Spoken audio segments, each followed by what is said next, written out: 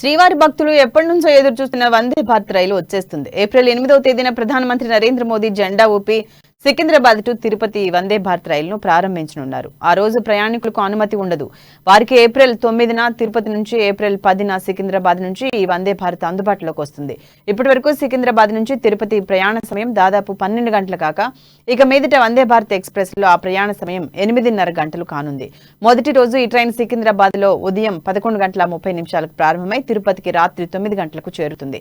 ఈ ట్రైన్ మంగళవారం మినహా వారంలో 6 రోజులు నడుస్తుంది. ఈ వందే భారత్ టికెట్ ఛార్జీలు ఇంకా రైల్వే శాఖ ప్రకటించాల్సి ఉంది.